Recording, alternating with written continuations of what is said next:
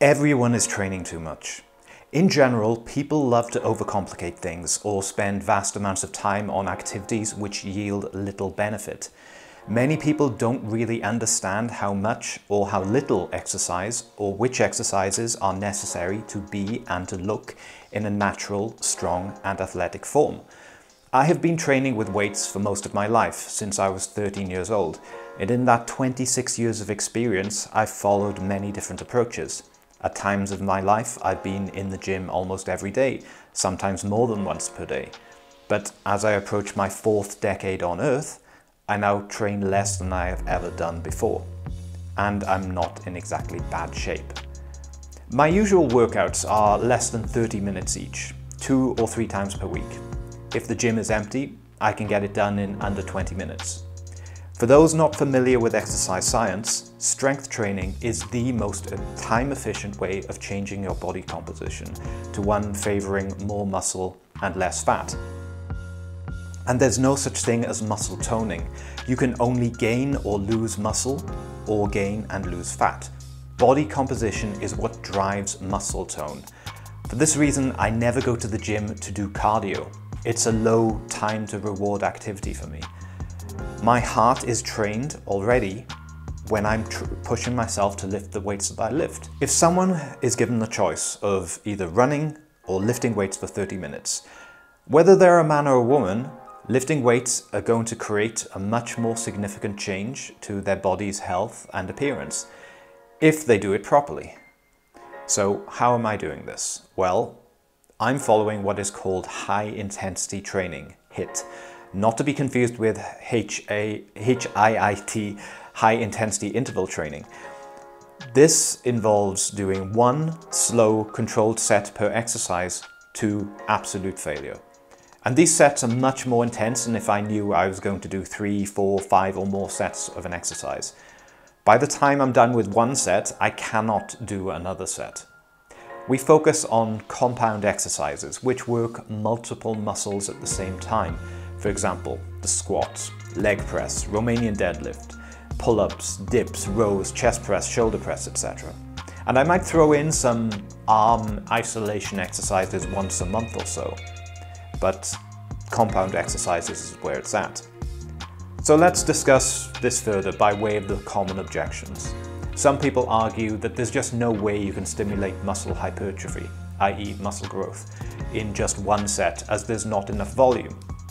But by performing exercises slowly, you eliminate the use of momentum to move the weight through its range of motion, and you extend the time and attention so that each set of muscle fibers, both the fast twitch and the slow twitch, are activated and exhausted.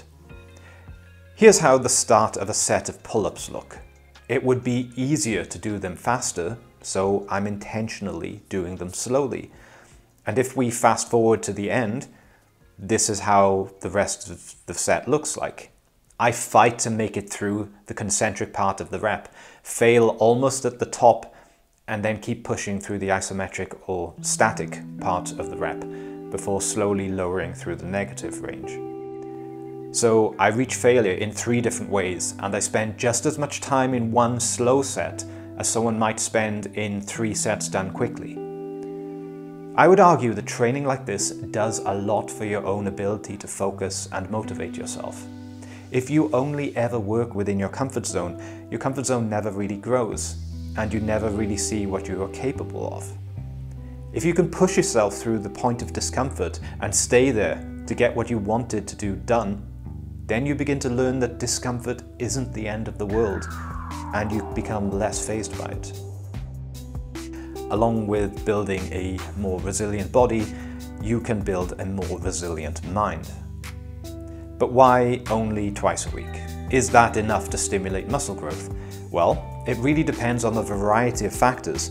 When I was younger, I had more capacity to train more often and recover more quickly. One reason that so many men get into taking steroids during their 30s is that they miss the quick recovery times of their youth. And steroids can artificially get them that shorter recovery time, so that they can go back to the gym and get back to training hard sooner than they would otherwise. But the reality is, for most people who do not take steroids, is that you have a narrowing window as you age to work within the minimum effective dose of an exercise and the maximum recoverable volume, the level at which your body would go backwards because it cannot recover in time for the next exercise. More isn't always better. Before the body adapts and grows, it has to first repair the damage done in order to stimulate that growth.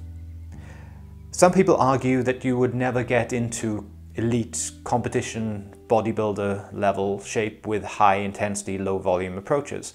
Well, there are plenty of successful competing advocates for this style who would disagree with this, but I would argue that this is irrelevant for most people.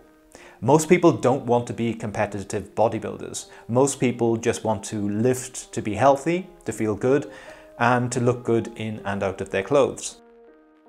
So what if this approach isn't going to get someone into the best shape they possibly can be?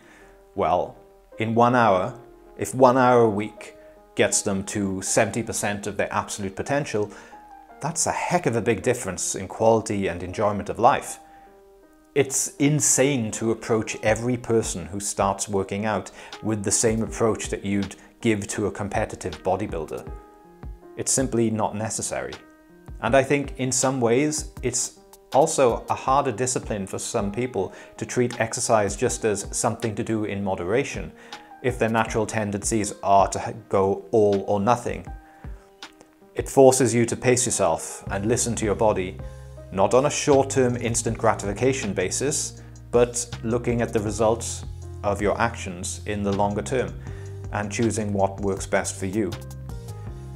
Choosing to do something difficult on a regular basis and on purpose, and doing it well without making your entire life and entire personality about it, is an important skill set.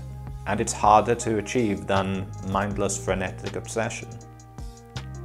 I think ultimately the main thing that matters in any exercise program is one's ability to do it consistently. I've made progress in high intensity training like I do now. I've made progress on 5-3-1. I've made progress on a whole bunch of other training programs. As long as you are training enough to stimulate muscle growth, and then resting and sleeping enough to recover, and your diet is on point, so you get enough protein and vitamins and minerals, and you're not getting too much so you don't put on excess fat, you're going to end up in the same place in the long term, which is pretty concretely determined by your genetics. So get rid of the myth that more is always better, and choose a program that works for you in the time you have available, and stick to it. Good luck. If you found this video useful, please hit the like button, and thank you very much for listening.